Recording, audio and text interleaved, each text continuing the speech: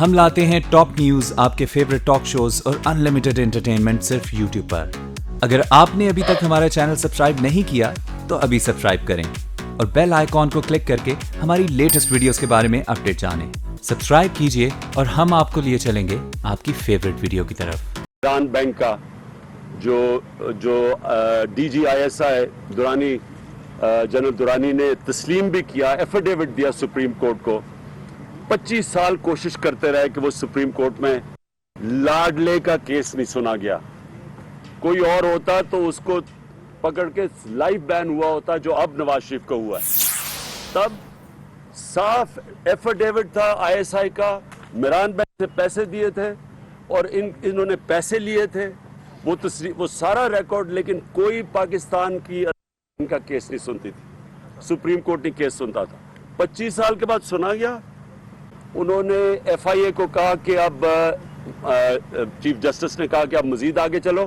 F آئی اے ابھی تک اس کے اوپر بیٹھی ہوئی ہے کیونکہ ادارے مفلوج ہیں اس ملک کے، انہوں نے کنٹرول کیے ہوئے ہیں مافیا نے۔ تو انشاءاللہ وہ اظہر خان کا جو کیس ہے اس کے اوپر ہم پوری طرح پیش رفت کریں گے۔ خیر ڈسکوالیفائی تو ہو ہی گئے ہیں، کیوں نکالا تو ہو گئے ہیں، لیکن پھر بھی ایک پتہ ہونا چاہیے دنیا کو کہ کیسے ایک پولیٹیکل پارٹی ایک آئی ایس آئی سے پیسے لیتی تھی، ایک ٹیکس پیئر کا پیسہ لے کے، اور انہوں نے بے نظیر بھٹو کے خلاف ان دنوں میں الیکشن لڑا۔ میرا جو اصل آج مقصد تھا پریس کانفرنس کا،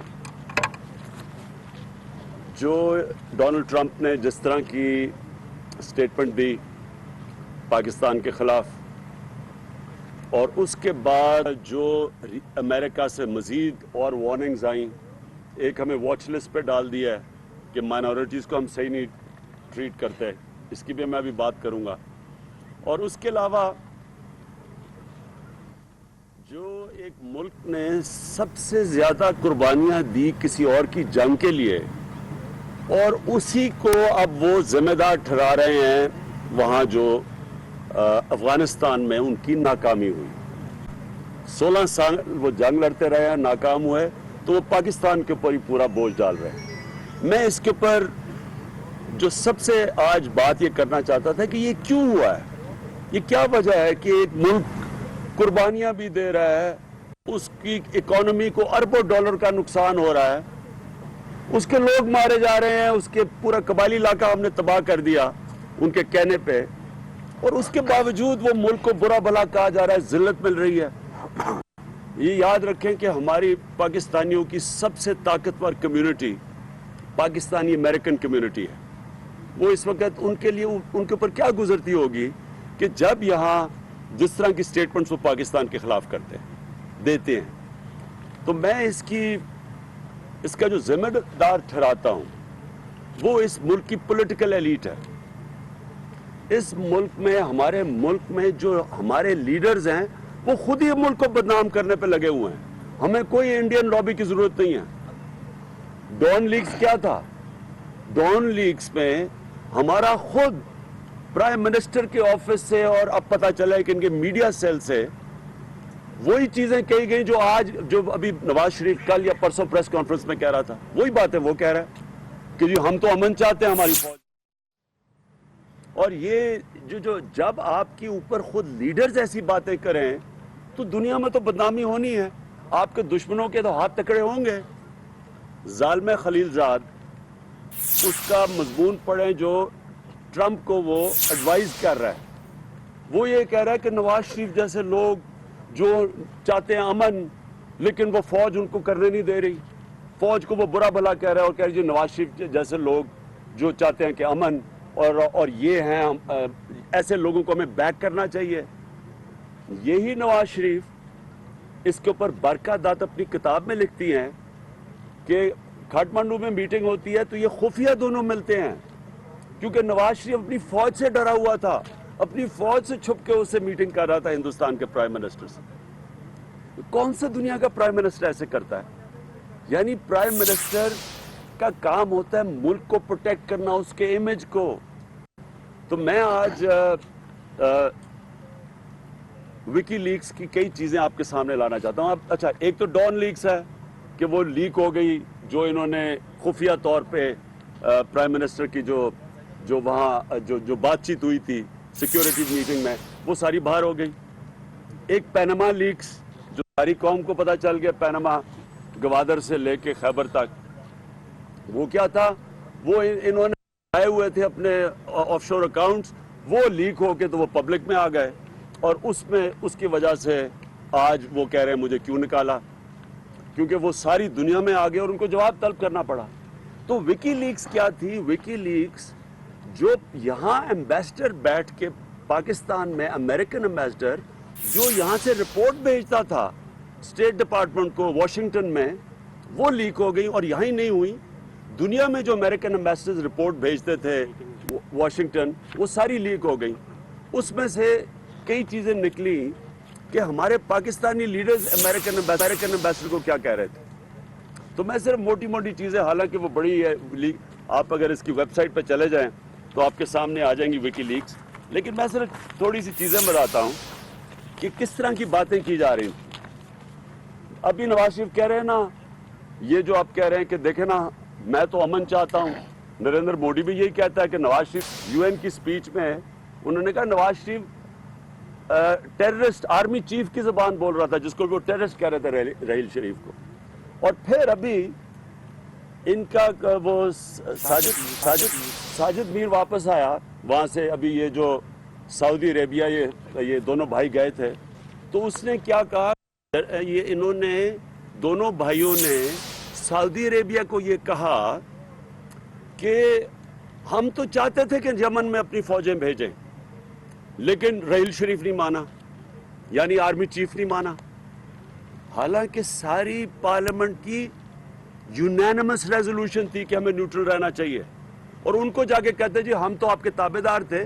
ملک کا چیف منسٹر اور فارمر پرائم منسٹر کہتا ہے ہم تابع دار تھے, لیکن ہماری فوج نے نہیں مانا, رحیل شریف نے نہیں مانا.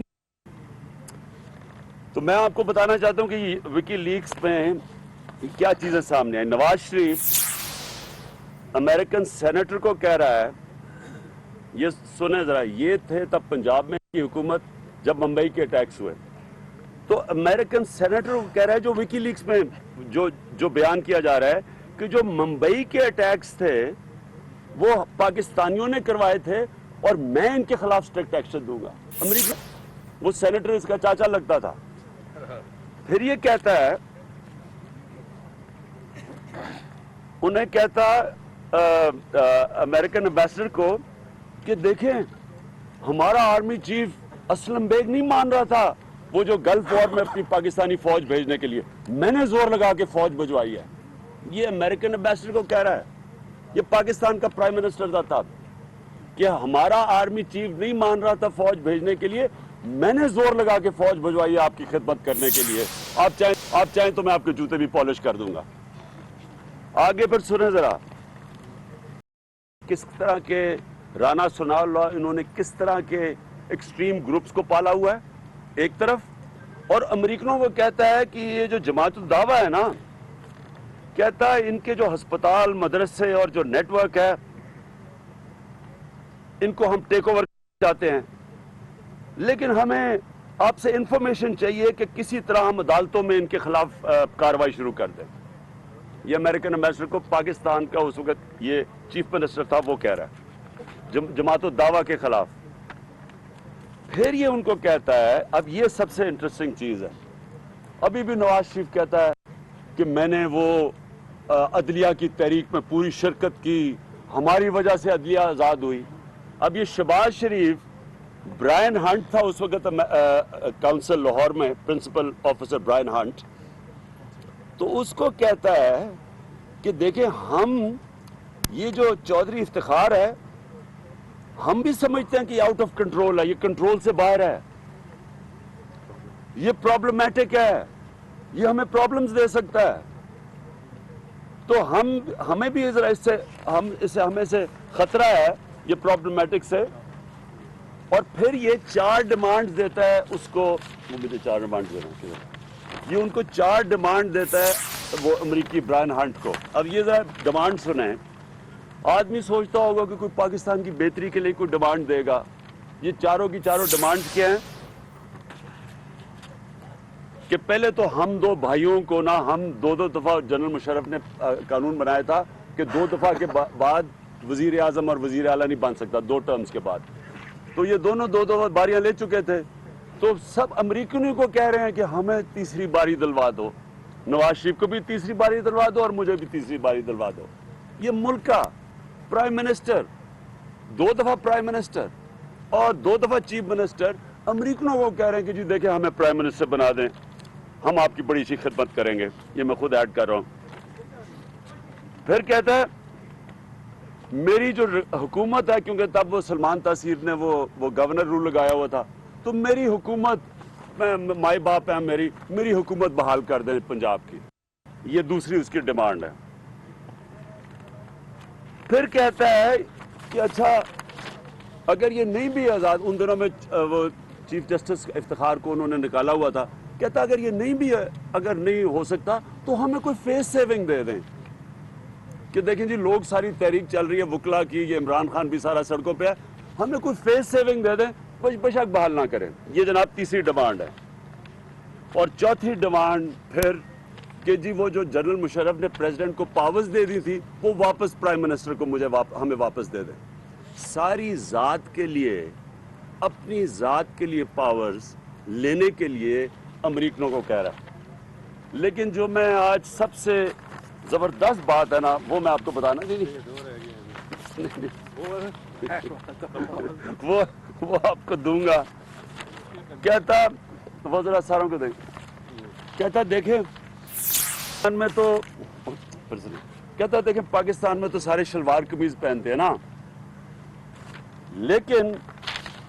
لیکن میں نے اپنے سوٹ نکالے ہوئے ہیں, بزنس سوٹس میں نے اپنے سارے نکالے ہوئے ہیں تاکہ میں مغربی ہوں, میں بڑا ویسٹرنائزڈ ہوں, میں آپ ہی کی طرح ہوں.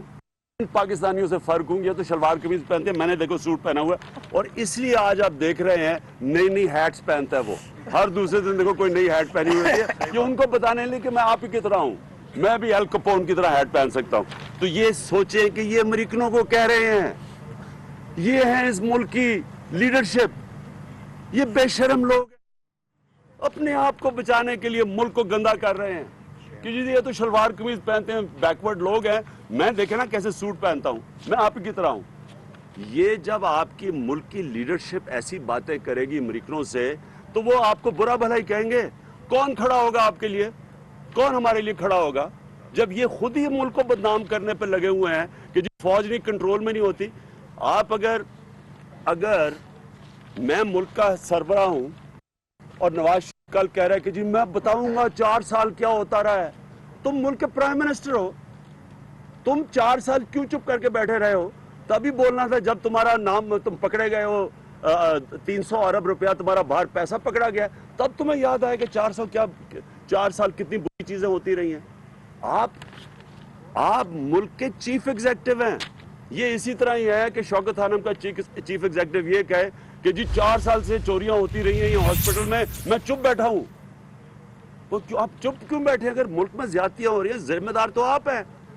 تو وہ کہہ رہے ہیں جی پتہ چلے گا, اور فوج کو بلیم کر رہا ہے اور پاکستان کی عدلیہ کو بلیم اپنے پیسے بچانے کے لیے. کیسے ملک کا امیج باہر ٹھیک ہوگا؟ اور تو کوئی نہیں کر سکتا آپ ملک کا امیج, سویلین گورنمنٹ کا کام ہوتا ہے. ہم اگر جو سویلین جو ملک کی پولیٹیکل لیڈرشپ ہے اگر وہی اپنے ملک کو برا بھلا کہے امریکنوں کو جا کے, یہ جو وکی لیکس میں چیزیں آ رہی ہیں, اچھا ذرا یہ بھی سن لیں.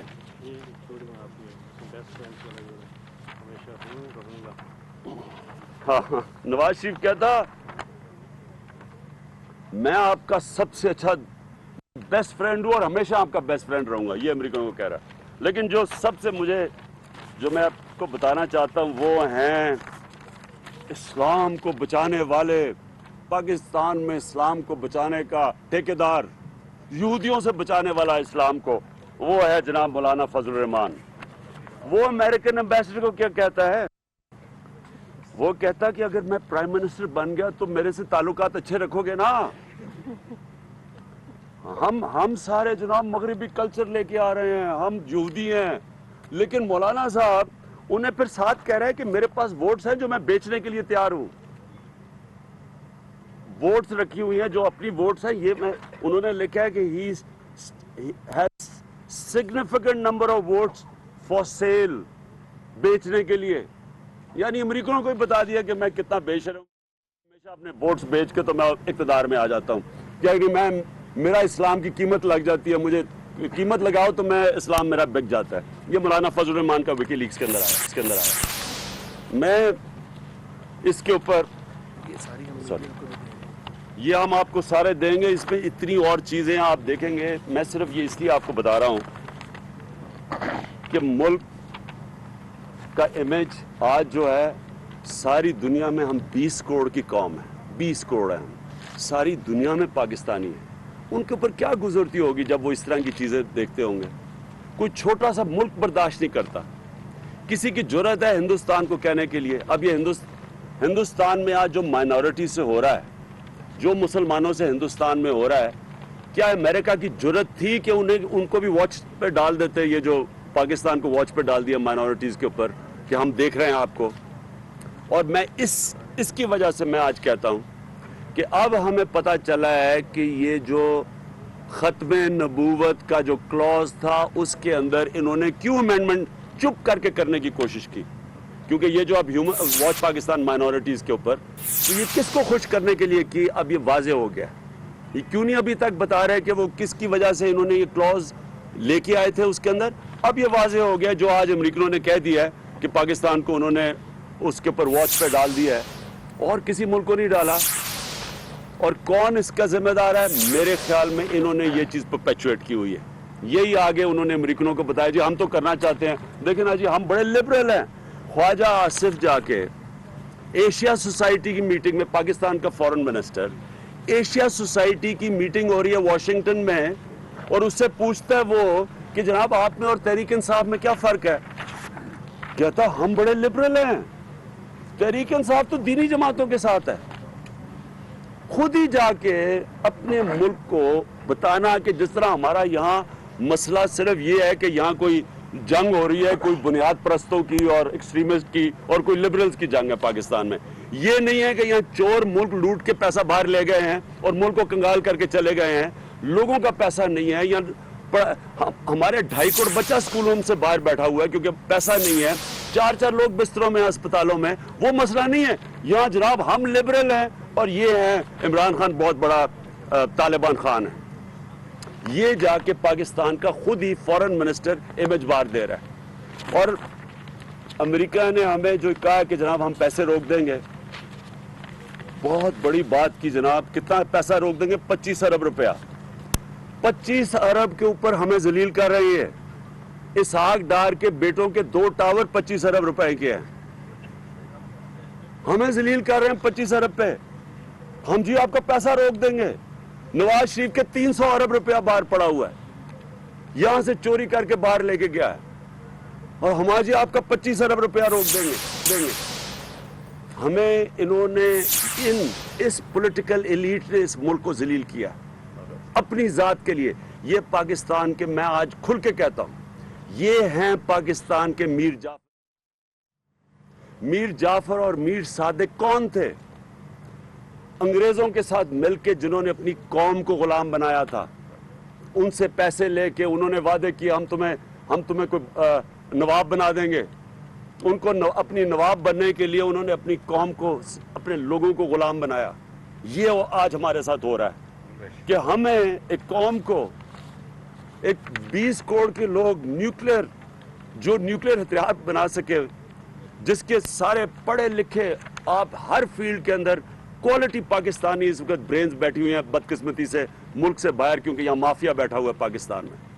یہ وہ ملک ہے جو یہ تھوڑے سے لوگ اس کو بدنام کر رہے ہیں اپنے آپ کو بچانے کے لیے کہ جی ہم بہت اچھے ہیں, ہم آپ کے لیے, جی میں تو امریکہ کا دوست ہوں, اپنے آپ کو کرنے کے لیے. اور اس میں سے ایک آیا, مجھے یہ فخر ہے کہ انہوں نے وکی لیکس میں کہا ہے کہ ایک پولیٹیشین ہے جو ہمارے سے پرائیویٹلی بات کرتا ہے وہی پبلکلی کرتا ہے. اور انہوں نے کہا وہ کدھر ہے, وہ سٹیون کا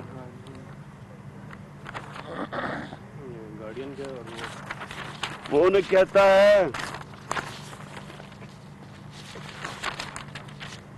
سٹیون لنچ, اس نے کہا کہ اس نے کھل کے जब मैं उसे मिलने गया बनी गाला में तो उसने खुल के अमेरिका की पॉलिसी को क्रिटिसाइज किया। उसने कहा आपकी गलत पॉलिसी है, ये तो आपकी वॉर ऑन टेरर गलत है। सबसे मेरे सारे बयान हैं, मेरे बाहर हैं, CNN को है, सारे बाहर हैं, सारी जगह मैं कंसिस्टेंटली कहता गया हूँ कि ये हमारी जंग नहीं थी। आपके सामने मैं कई दफ़ा कहता गया हूँ हमारी जंग नहीं थी, हमें किसी और की जंग में सिर्फ पैसे के पीछे हमें ये लेके गए, अब हमारी जंग बन गई है। तब हमारी जंग नहीं थी, कोई पाकिस्तानी मुलव्वस ही नहीं था 9/11 में, कोई मिलिटेंट तालिबान पाकिस्तान में नहीं थे, अल-कायदा अफगानिस्तान में थी। हमने क्या गलती की थी जो 70,000 लोग मरवा लिए हमने। और मैं आज फिर ये कहूँगा कि बहुत बड़ा लेसन है हमारे, बहुत बड़ा लेसन है कि जब आप किसी और मुल्क के से कर्जे लेंगे, उनसे भीख मांगेंगे, उनसे पैसे लेंगे, आप इज्जत खो बैठेंगे, उस कौम को इज्जत नहीं मिलती। और ये हमें खुद ही अंदाज़ा नहीं है कि कितनी अजीम कौम है।